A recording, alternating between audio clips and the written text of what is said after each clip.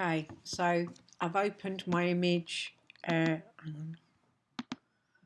I'm opening my image in Photoshop, and my image is going to be more difficult to cut out because it's not against a green screen. Yours should be easier because it's against a green screen. I've got lots of colours here that might make it a little bit confusing. You're cutting yours out of a green screen, that makes it more straightforward. First of all, I'm going to double click on the lock in the corner, and I'm going to call it person because it's the person that I want to cut out, and that unlocks my layer and means that I can then work on it. I've then got the magic wand tool and the selection tool.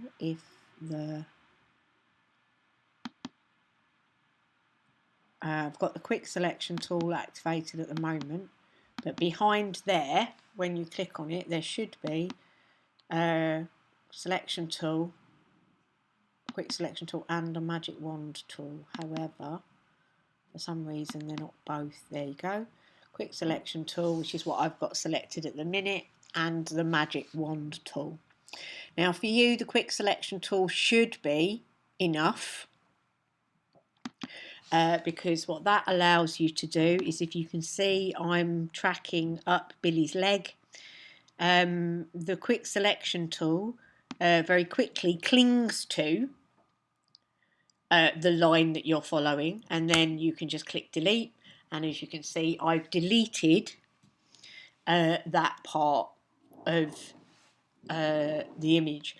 And for you, that ought to be the bulk of your selection. However, if you want to tidy your selection up, or you've got a little bit where it's a little bit more detailed, you want the magic wand tool, which is what I'm just going to select over here now. Okay, so now I've got the magic wand tool, and the magic wand tool allows you to just do little bits that you can expand. Yeah, so little patches. I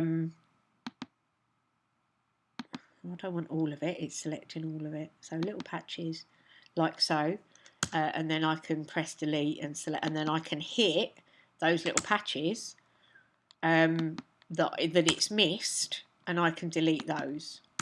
And you can see I'm hitting the patches, it's putting a little kind of dotted line around them, and then I'm deleting more and more of the bits. For you, this should be a bit easier because most of your stuff is green, so it's not having to contend with noticing all the different colours. You can see I'm clicking on various different lines and different spaces, and then I'm just simply hitting the delete button, and those little bits of the image are disappearing. Okay, if I make a mistake and I chop out a bit of the picture, like for instance, if I didn't notice that I'd nabbed all of it and I pressed delete and I've got rid of most of Billy's body, I can just go back to edit and I can go to undo clear, and it undoes it and bring it back, and I can even go to step backwards, and then it deselects everything that the magic wand selected for me. Okay, so I might want to click up here, and I'm going to get rid of that big patch of white sky, and you can see the magic wand selected that whole patch of white sky, and I can delete it. Okay, now a way of getting closer so that you can get a better view is to make your image bigger. Okay, if you make your image bigger, then you can see more closely the edges that you're trying, and you can see there I've still got some green above Billy's head. So with my magic wand, I might want to nab that patch of green and get rid of it with delete. Okay, and then nab that other little patch of green there and get rid of it with delete. And then again there's another little bit there, and now I've got rid of the patch of green that was above Billy's head, and it's cleaner and clearer. Okay, so if you make your image bigger, it's actually easier to be able to magic wand and get rid of all the bits, the extra bits that you want to get rid of. As I say, because I've got lots and lots of colours in this, it's more difficult to do this way. But because you've only got the green screen, it should actually be easier for you to get rid of all the bits that are green in your image using the selection tool and the magic wand tool like I'm using, and then save the image of the person or people ready to put over your background or against whatever background you want to in your website. And I imagine that most people will get around to having finished cutting out the image this lesson and then save it. A few people might get on to adding it onto your photoshopped website page if that's how you made it, and putting it on in a new layer, or importing it as a picture with a transparent background onto your Weebly.